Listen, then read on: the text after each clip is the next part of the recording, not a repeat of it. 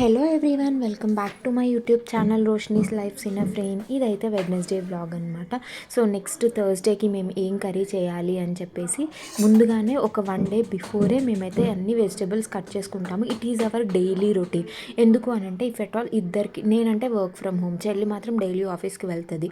Like తను ఒకవేళ లేచినా నాకు వంట చేసే కుదరకపోయినా కట్ చేసి పెట్టుంటే జస్ట్ లేవడం, వంట చేయడం, తర్వాత ఇల్లు ఊడ్చుకుంటే మా పని క్లియర్ అయిపోతుంది. 1 అవర్లో మేము కంప్లీట్ చేసేసుకోవచ్చు.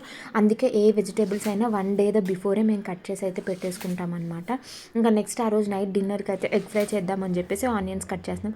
మన లైఫ్లో ఎవరు ఏడిపించినా ఏడిపించకపోయినా సమ్ ఆఫ్ ద ఎక్స్టెంట్ ఈ ఆనియన్స్ కట్ చేసేటప్పుడు ప్రతి ఒక్కరు ఏడుస్తాం కదా. ఎస్, నాకు ప్రతిసారి లైక్ ఆ వాటర్ అనేది రావు కళ్ళలో, బట్ ఎప్పుడైనా లైక్ బాగా పవర్ఫుల్ ఆఫ్ ఆనియన్స్ ఉంటే మాత్రం ఖచ్చితంగా వాటర్ వస్తాయి. ఇంకా దానివల్ల నాకైతే తల కూడా నొప్పి వచ్చేస్తుంది అనమాట.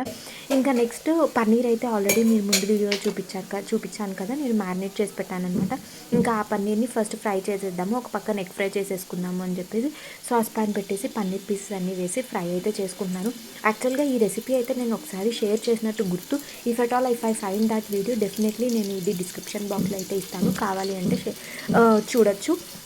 బికాస్ చాలా ఈజీగా ఉంటుంది and also it is like snack item లాగా కూడా మనం తినొచ్చు అనమాట ఈ పన్నీర్. ఇంకా నైట్కి డిన్నర్ అయితే పన్నీర్ చేసేసుకున్నాము అండ్ కర్రీ వచ్చేసేసి ఎగ్ ఫ్రై చేసేసుకున్నాం అనమాట. బట్ లేట్ అయిపోయింది బికాజ్ ఏంటి అని అంటే నేను two task at a time అస్సలు చేయలేను అనమాట. వంట దగ్గర మాత్రం ఇదన్నా మాడిపోతుంది, అదన్నా మాడిపోతుంది. అందుకే ఒక రెసిపీ మీదే కంప్లీట్ ఆన్ స్టిక్ అయి ఉంటాను. యా, అంతే ఫర్ దిస్ వీడియో. బాయ్.